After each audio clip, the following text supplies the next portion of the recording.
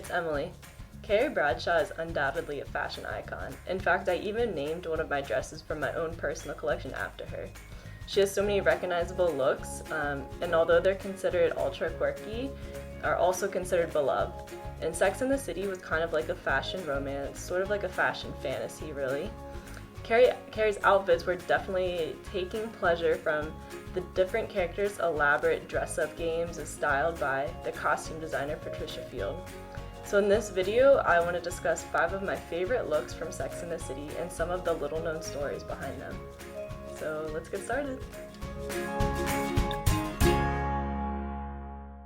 Now, of course, Carrie's iconic tutu was going to make the list. She wore this style in the opening credits of the show, pairing it with a pink tank top and strappy stilettos. It definitely set the bar for her unique sense of style, and Patricia Field, the costume designer, also revealed it only cost $5. And the famous tutu, it also appeared in the film when Carrie was cleaning out her closet with the girls and they had a mini fashion show. One of my favorite scenes from the movie. I believe it's always going to be a beloved piece from the series, and even those who don't know Sex and the City will recognize the look. I think it's Carrie's most iconic outfit, so I wanted to take a deep dive into the look, and I found some interesting commentary on the internet when I researched this look.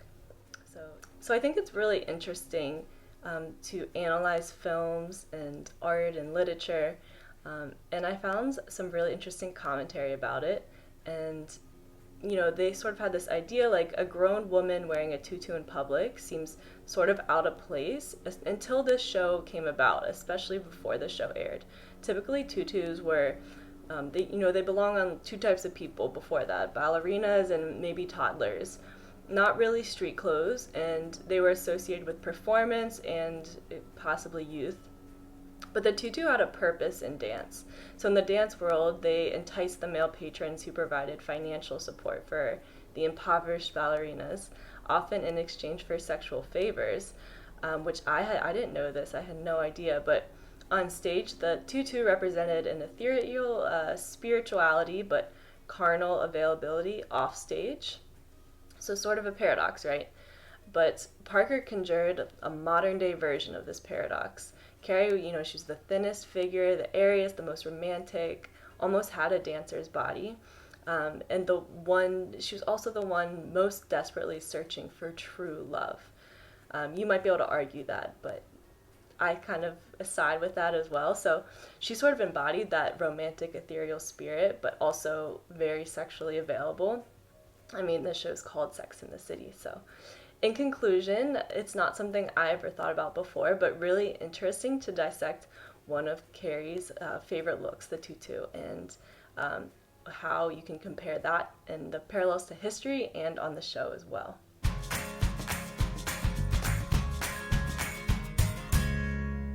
So the next look that I'd like to discuss is Carrie's asymmetric XXL flower dress by Eugene Alexander.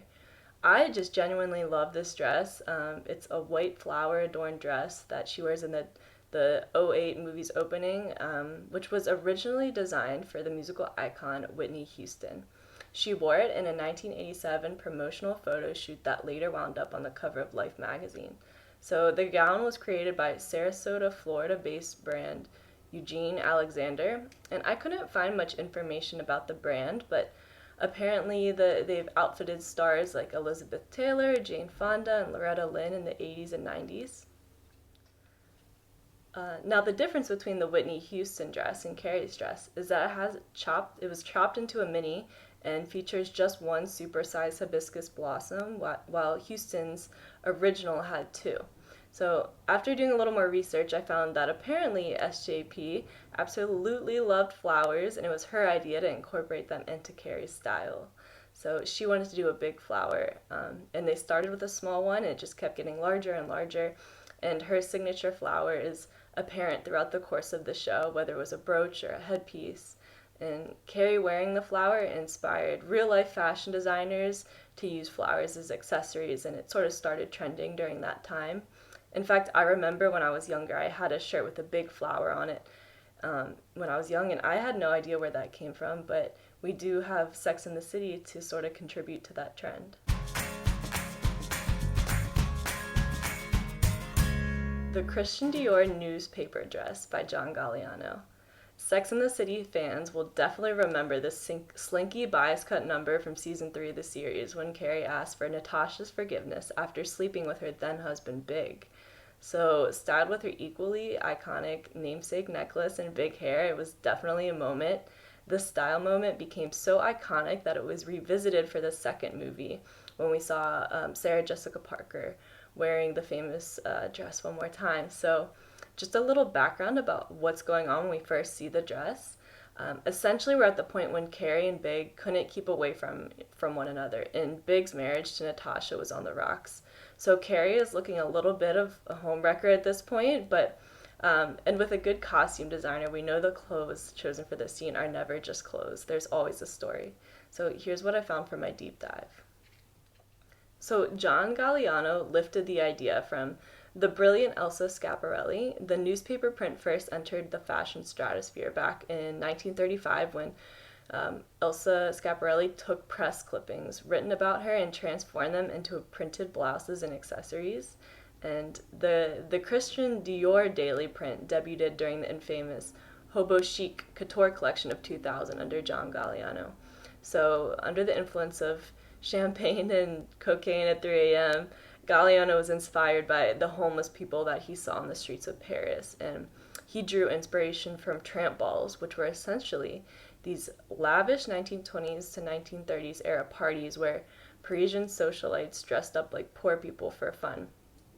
And the show enraged critics because of this inspiration. So, not fully satisfied with his flagrant glamorization of poverty, Galliano reworked the newsprint theme into his next ready-to-wear show, and the dress was born. So, how is Galliano's inspiration connected to the costume choice for Carrie? I think you can draw a connection between the glamorization of affairs, referencing Big and Carrie's affair, with the glamorization of Galliano in regards to poverty.